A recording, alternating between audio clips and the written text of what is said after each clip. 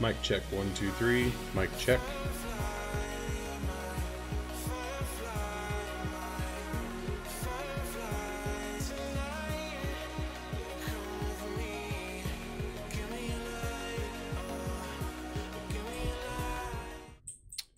All right, so it is Friday afternoon, a little bit different. Not gonna be able to live stream tomorrow, so I thought I'd just get it out of the way. Hi, yeah, I'm okay. I'm tired. So, sort of okay.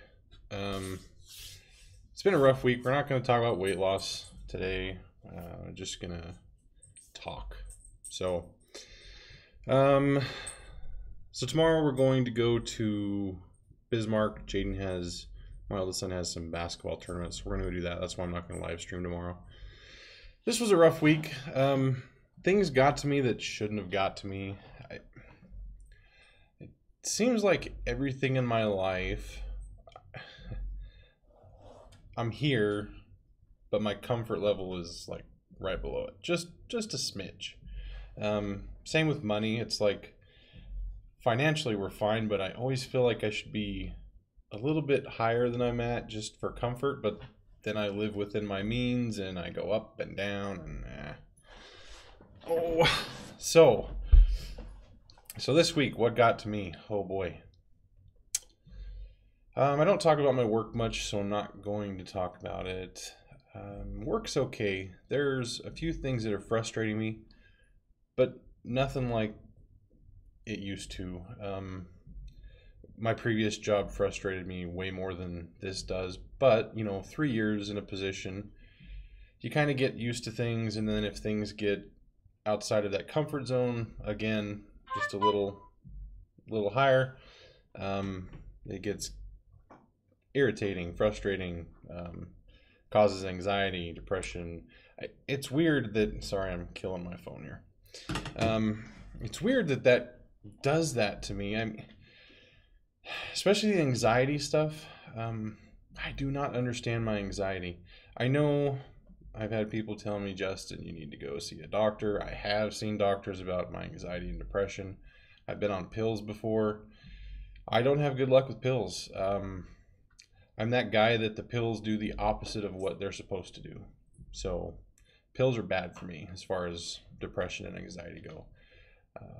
I tend to do much better with depression and anxiety by dealing with it, and trying to get not pushing it away and running from it, but working through it by keeping your mind busy and focusing on other things. And it helps to talk about it, which honestly I never used to do. Just being here and looking at the camera and seeing myself and knowing that others are gonna see this helps me kind of say the things I need to say and know that I'm not the only one that knows this stuff in my head. So this week I'd say depression kind of whooped my butt. When I get depressed, there's been points in my life where I've had bad thoughts. I'm not there. I don't think I'll ever be there again. I don't think I can be with the changes I've made in my life the last few years. But where I do get is everything is suspicious when I'm depressed. Everything is working against me. I make assumptions that are ridiculous, like crazy things, just things that don't make sense. Things like your kids don't love you, your spouse is probably doing things they shouldn't be, your family's talking behind your back, your friends are using you for things and they're never there when you need them, and stuff like that just isn't true. But when you're in depression, your mind's not right. You're having thoughts that don't make sense. I mean, really, that's what to me depression is thoughts that just don't make sense, that I can't understand. And it sucks. Makes you feel crappy, depressed. Well, yeah, depressed. Makes you feel down, tired. You don't care about things as much, and it's frustrating. I let little things get to me, like if I say to one of my kids, "I love you," they don't say it back. Like, just I don't know why. It just total mind-blowing event this week. So it's pretty frustrating. There are people that have depression a lot worse than I do. There are people that have depression a lot less than I do. I don't like to compare anybody's depression to anybody else's, or everybody is so different. We have some things that are similar that we fight against, but then there's a couple things that are really particular to us. And there's nothing wrong with getting help with depression. I mean, depression can happen for all kinds of weird stuff. Could be the food you eat, could just be an event that's happening in your life that's more than you can handle. Chemical imbalance in the brain, maybe you do need to take drugs. Genetics. Genetics plays a part in mine, especially with anxiety. My mom and I are very similar when it comes to anxiety. She's a worrier, I'm a worrier. I worry about everything, and I know that's my biggest problem. Getting to be, and this is, having faith in something has helped me. I've always had faith, but these last few years I've really started kind of realizing that I'm not in control of everything in my life. There are some things I can control, but there's a lot of things you can't control. It's like driving a car. You're only in control of that one car. You're not in control of any of the other cars. There's a certain amount of trust you're putting in people that they are being sensible and driving safe, making good decisions. And to me, that's my life. I can control me, but there's a lot of things that you can't control in your life. I can't control if my kids are safe 24 hours a day. I can't control anything about what's happening with my family that's 1,000 miles away. I can't control what happens at my wife's work. Just all these things, that you don't have any control over, and learning to let go of that has been really challenging. I've done better at it these last few years. But then I have weeks like this where a combination of just my own thoughts and letting things get in that shouldn't, that kind of knock me back down. So thanks, Flame Dancer. I'm doing all right. So,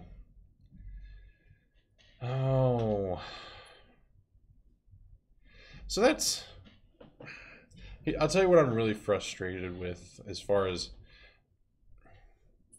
kind of faith. I'm not frustrated in faith itself, but I've always been this believer that, like, morning times for me used to be really clear, and I used to feel like it was a fresh start, but lately that's not been the case. My anxiety's been worse in the mornings, which is, so I get up every morning at 4 a.m. and when the anxiety kicks in, I find myself getting up 15 minutes earlier to make sure I'm on time to work and I have time to do extra stuff. And that's day one. Day two, well, I get up 5 minutes earlier. Day three, 5 minutes earlier. Before you know it, it's Friday and I'm up at 2:30 to make sure that I'm ready to start getting ready for work by 4. So that's pretty frustrating. Morning time for me is supposed to be the time where I feel fresh and I'm ready to go. So it's frustrating.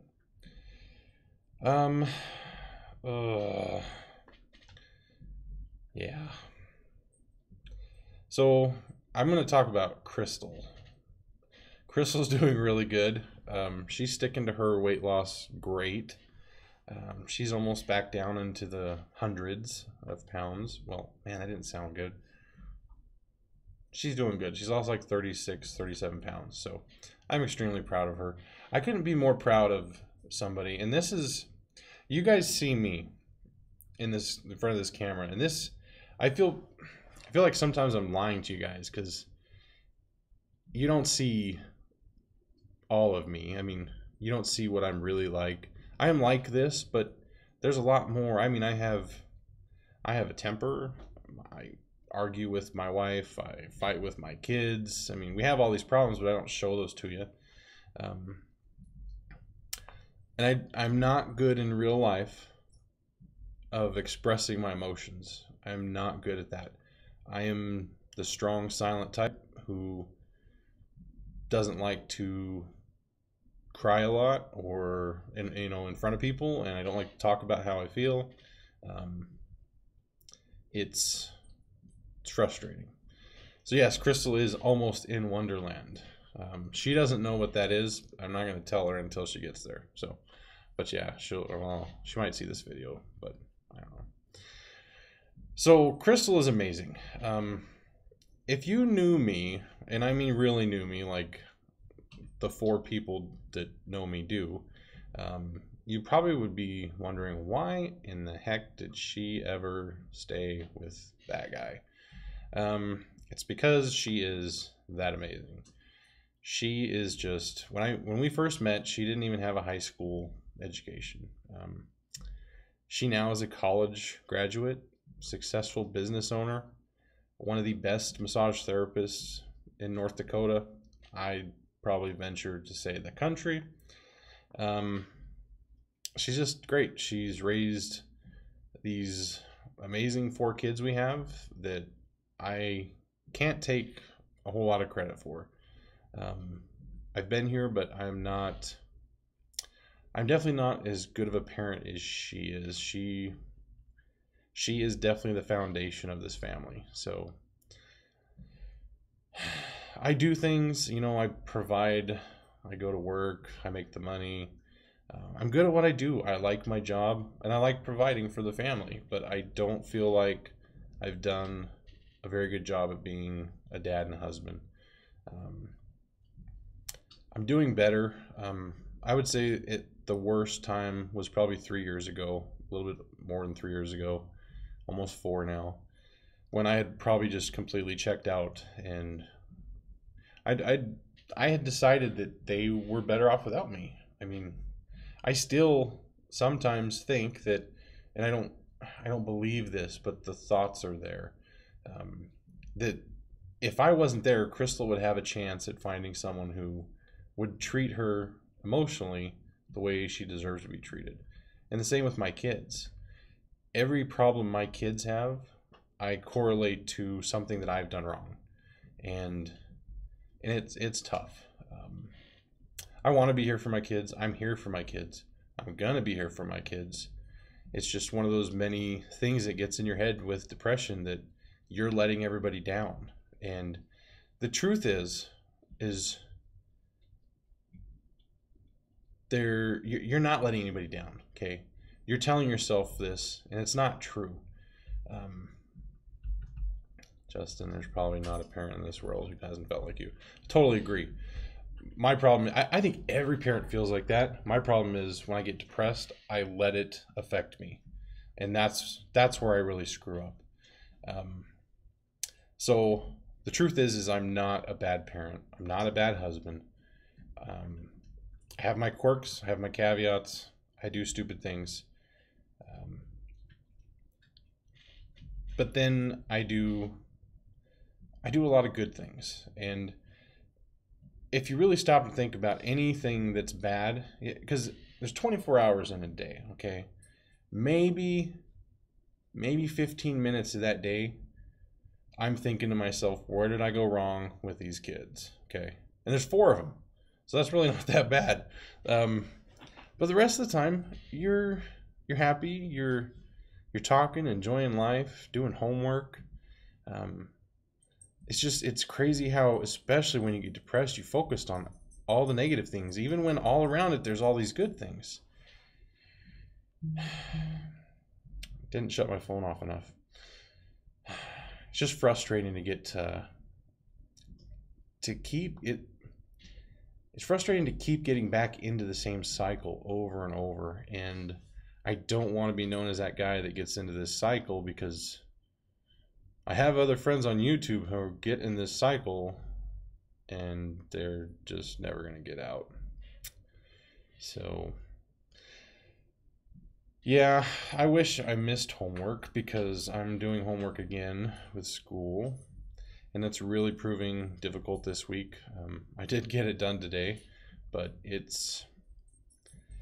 I'm really having to push myself. Even that, I get it in my head. It's like, okay, part of me says I'm 34 and I'm never going to be more than an IT manager.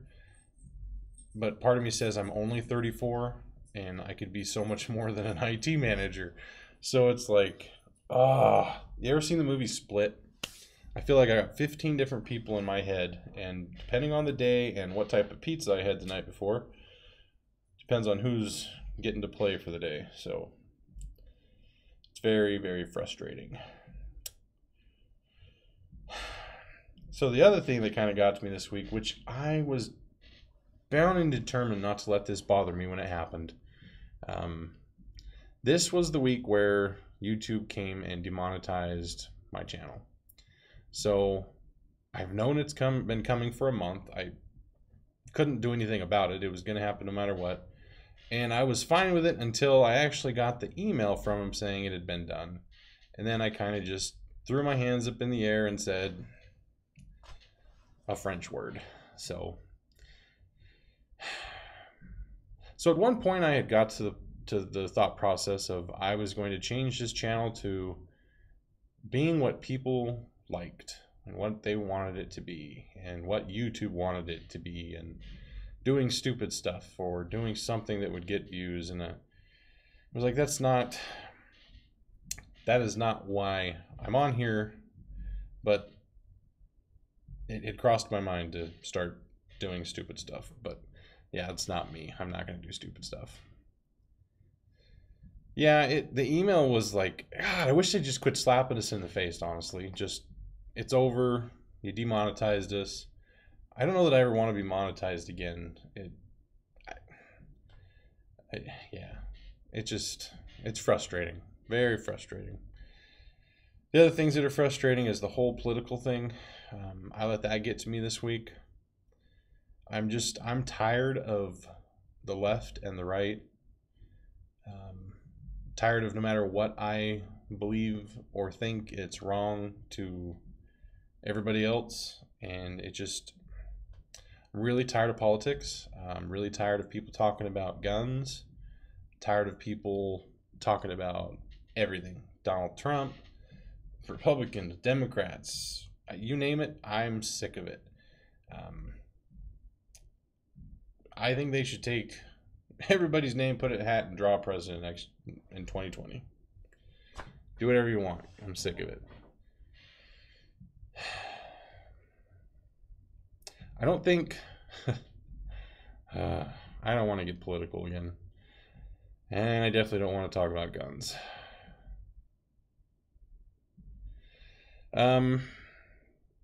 So I take that back. I'm going to talk about a gun. I'm going to talk about guns. Shield your eyes from this. Just pretend that was water. So guns. So let's see. Everybody else can do whatever they want. I don't care. Have guns, don't have guns, break your guns, whatever. Give them away, sell them. So my guns, what do I do to ensure safety in my house? That's a good topic. Shouldn't be an argument there. First thing I do is I ensure my kids know how to use the guns, period. That's not so that when they get a hold of my guns, that's so that if they're out in the real world and they get their hands on a gun, they know how to make sure it's safe, and they know not to touch it unless it's for a defensive reason. My kids know there's absolutely no touching guns unless we're at the range shooting or they are doing something to save their life. That's the rule. The guns in my house stay in my closet. I do not carry a firearm in the house. Part of me says, so that's the thing with this, okay, is you never have a gun when you need it. But what's an acceptable amount of risk for your family? For me, I feel like it's very unlikely someone's going to come in my house in the middle of the day and try to rob us when we're here. I have other deterrents. I have security cameras. We have a very vicious 15-pound Brug dog. And I'm not even kidding. Mocha will rip you up. So Um, my guns are kept in the closet upstairs unloaded. I do have a shotgun that has bullets in it, but it's in a safe location, which I do not disclose. It is not accessible during the day. I also have a pistol that is loaded in the safe, which only Crystal and I have access to. And I have a pistol that is not loaded, but the clip is loaded in a hidden location, which only Crystal and I have access to. And they are secure. So I don't have very many concerns with my kids having an accident with guns in my home. So my biggest fear is them going out in the real world somewhere into someone else's house and having an accident, which is why we have taught them proper gun safety and never to touch a firearm unless they're with us or in an emergency. So that's good. So she has an open carry permit. I have never heard of an open carry permit. I've only heard of concealed carry permits where I live. So when I lived in Idaho, yeah, that makes sense because in Idaho anybody can open carry, and now anybody can concealed carry. So they can legally own a firearm. That's the big thing with guns is, and that's the thing that we can put all these laws into place, but if no one's going to enforce them and no one's going to abide by them, what's the point of the laws? It's the criminals aren't the ones that are going to turn their guns in. They're criminals.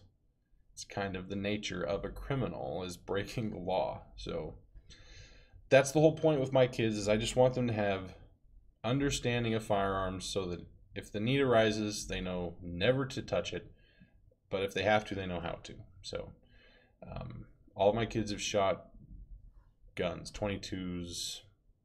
I don't let my kids shoot pistols. My younger kids. Jaden, my oldest, can shoot a pistol. I've let him shoot my 9mm. But I would not let my younger kids shoot a pistol just because I don't think they're mature enough yet. And you got to remember, kids are all different, and maturity plays a big part in everything, even driving. Two kids who are the same age, different maturity levels, should not be afforded the same rights. Some 10-year-olds are more mature than some 18-year-olds, and some 18-year-olds are just idiots. So I think all that plays a big part when you're making decisions like that. And that's hard about, really difficult with parenting is you try to you try to raise your kids the same, you give them, try to treat them the same, you don't do anything special for them. But if you have one kid who's really mature at the age of 15 and he gets his learner's permit, and then your next kid's not quite as mature and just not quite there yet, that makes it difficult because his brother who was 15 got to do it. Now he's 16 and you're 15 and he's got to wait another year. So parenting is not easy, but I have completely just rambled about nothing for 24 minutes. So has anybody seen Black Panther yet? I haven't seen that one. I have heard it's a really good movie. I probably will wait till it comes out on DVD though. I don't think I'm going to go to the theater and watch it. I'm not big on theaters for a few reasons. One, I don't fit real great in the seats here. The theater here sucks. It's like 3 screens and dirtier than dirty. But yeah, I've heard it's actually pretty good. I just probably will wait till it comes out on DVD to watch it. Oh, I can't think of anything else to talk about. Yeah, I think I'm good for the day. So no live stream tomorrow. We'll see how this next week goes. I'm gonna try to get back on track. Maybe do a couple more videos throughout the week. Some fun stuff.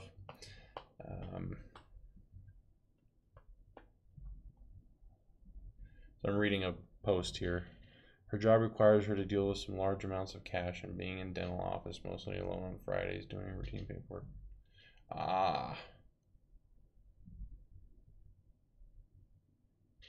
See, that's a good reason. I mean, Yeah, that makes sense. Thanks, Flame Dancer. My brother was allowed to get his driver's license at 18. Yeah, and that's a good point. I mean, so I did really good driving. I didn't have any problems. My sister had a few issues. My sister, my mom did a great job raising all of us, but we were all raised a little different because we were all different. My sister had some more advantages than I had, but in the long run, we become who we are because of how we were raised and the opportunities that were granted to us and how we took advantage of them. So I'm at where I'm at, and she's at where she's at, and we all turned out pretty decent. So, oh, the one thing. Oh, she's a dental hygienist. That's cool. That's a good job. Um, yeah, I'm always the dentists who do the oh, what's it called? Veneers. The good veneers. The dentists that do the good veneers, the high profile dentists, those guys make a buttload of money. So I love driving stick shift. It's to me, when you're driving a stick shift, it makes you feel more like part of that car. It's a control thing. Um, it's like a union. You're part of that vehicle when it's driving. It's more exciting. So one thing that frustrated me this week that I didn't say yet, because I'm trying not to be political. I got into an argument with someone about, well, and I didn't even bring this up. The comment was made to me that it's stupid to want to put guns in schools. I understand that to a certain degree. People's arguments is if you have guns in school, then you can have accidents and things like that. And I'm like, fine, that's fair. That if there are no guns, then there can't be accidents with guns. That makes sense. But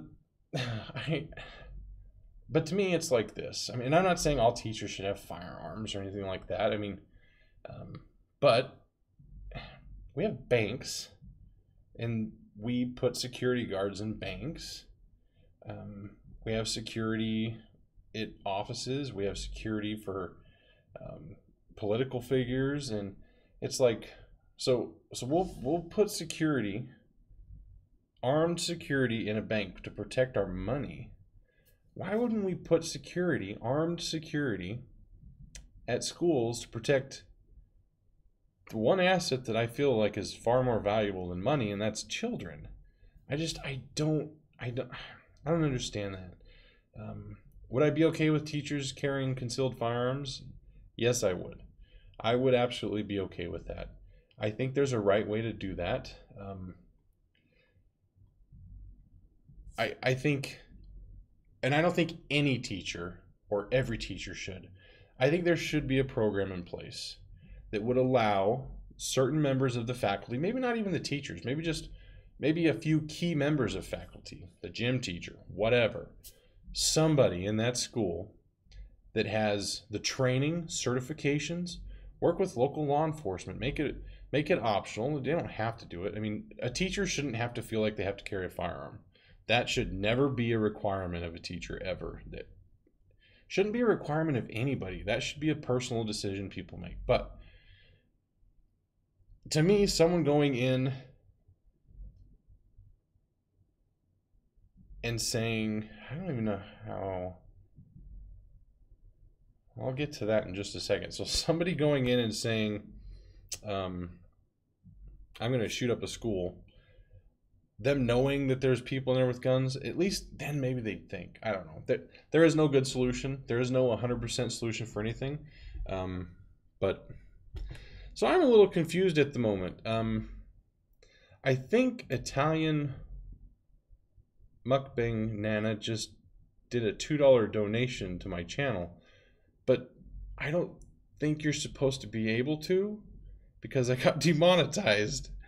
I think YouTube is broke. Regardless, thank you. That's cool. If that is indeed what that was, that's the first one I've ever had. So that's awesome.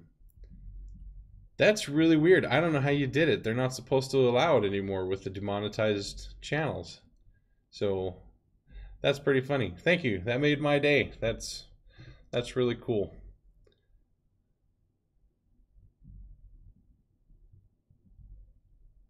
So Kimberly says students shouldn't feel like they have to protect themselves with guns. And that's my point, is a kid should be a kid. A kid should go in and be able to learn.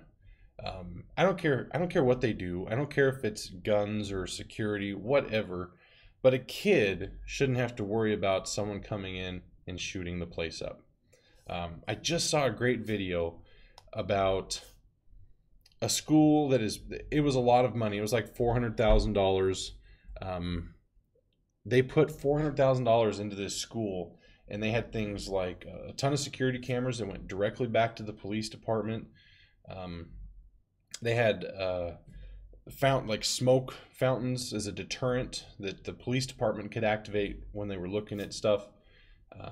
Just they had a ton of really good security, and they'd put in best practices and things like that. So let me catch up real quick on this. As a retired teacher, I would never want a firearm in my room.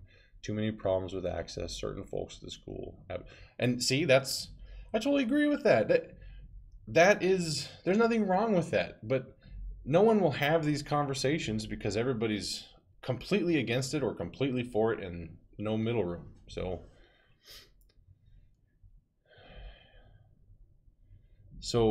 Italian. Bang mom, Nana. My daughter was so afraid to go to school yesterday because of a threat, and I let her stay home. So here's what's scary. Okay, I totally get that. I can understand that. What's scary though is it's happening so much that these kids are getting desensitized, and it's happening so much in such a high frequency that so many of these the false ones are happening that everybody's kind of like, when they hear it, well, it's probably fake. And that scares me. It's like, I actually sat my kids down and I told them, I said, God forgive me if this is wrong, but this is what I told them. I said, if someone pulls that fire alarm, you're the last one out of that classroom. Unless you see smoke and flames, be the last one out of the classroom. If you ever hear gunshots and the teacher tries to get you to leave that classroom, if you feel like it's not safe, hide. If there's a window you can get out and it looks safe, you get out and you run as fast and as far away as you can and don't look back. And I know the schools here, they need to really do more training. I personally feel like the area we live in here is a higher risk than a lot of other areas. Living in North Dakota, you get a lot of people from out of town that, well, some rough people. So, see, a senior called in a threat to a local school to get, that's just messed up. See, and that's what sucks, is they know that'll happen now. If they call in a threat, they're going to shut down school. And I remember when I was a kid, kind of joking about doing that. And it never happened when I was in school. But, yeah, I could see that happening now. So, all right, I've been on here way too long. I've got to get off, and actually, my kids are going to be home here in like 10 minutes. So, all right, guys, sorry for the long rant and rambling and just lack of any kind of structure to this live chat. So, all right, guys, I will not be streaming live tomorrow, so I will talk to you guys next week, and thanks for watching. Tell Adam I said congratulations. That's awesome. And I still need to email him. I'm going to email him, I promise. I've just been crazy. So, thanks, Kimberly. All right, guys. See you later.